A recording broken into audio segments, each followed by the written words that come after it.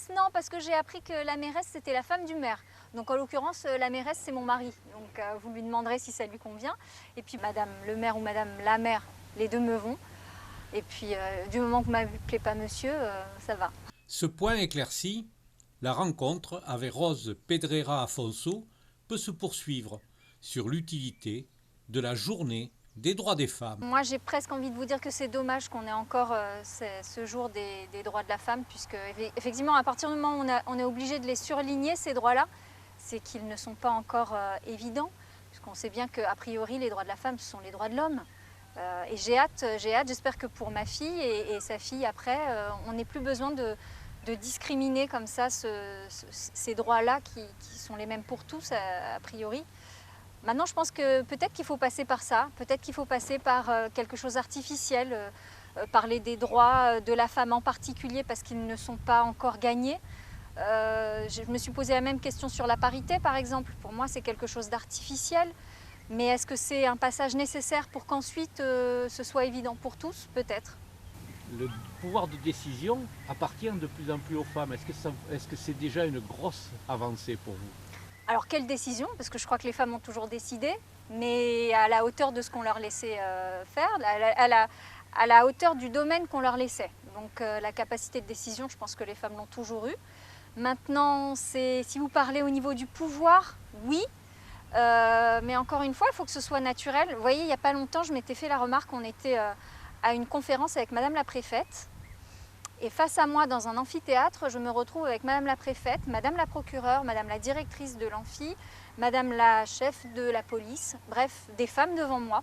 Ça n'a interloqué personne, on a fini la réunion et c'est moi qui me suis dit après coup, mais j'étais face à des femmes de pouvoir et c'est naturel. Donc oui, mais il ne faut même pas le surligner encore une fois, il faut que ce soit au milieu de tout ça. Voilà, la société, il faut que ce soit à l'image de la société. Je pense qu'en effet, le pouvoir avance, les sphères du pouvoir sont peut-être plus mixtes, mais c'est tant mieux puisque c'est à l'image de notre société. Tous les événements que l'on voit aujourd'hui, que l'on découvre Oui. actuellement, pour vous c'est une avancée ou c'est quelque chose qui devient quelque part difficile ou malsain? Je me pose la question, c'est vrai, je me dis que peut-être qu'il faut ça, peut-être qu'il faut une certaine violence parfois parce que c'est violent, pour qu'ensuite quelque chose change.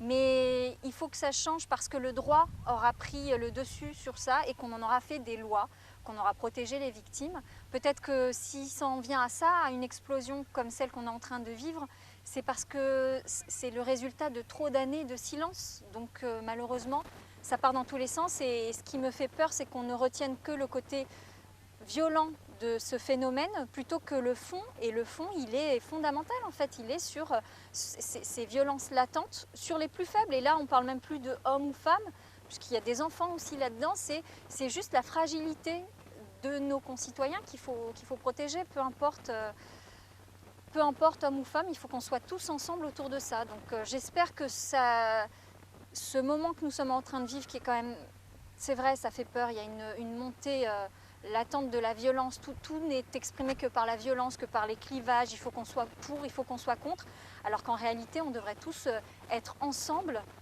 à se poser des questions sur des sujets de société, mais ensemble, pas les uns contre les autres. Le fait de défendre des femmes ne devrait pas être par conséquence attaquer des hommes. Il faudrait que tous ensemble on se pose la question de la violence faite à tous. En fait, voilà. C'est très dangereux ce qui se passe là. Le fait de succéder à un homme à la mairie de Cambes, ça vous a posé des problèmes, des soucis, des difficultés? Non, alors pour vous dire, alors ça c'est un clin d'œil à mon prédécesseur. Monsieur Quartero voulait que ce soit une femme qui le succède. Pourquoi, je ne sais pas, peut-être pour ne pas souffrir de la comparaison, c'est sûr, on n'a rien à voir. Après, non, parce que réellement mon cheminement n'est pas le cheminement d'une femme qui a quelque chose à porter en tant que femme.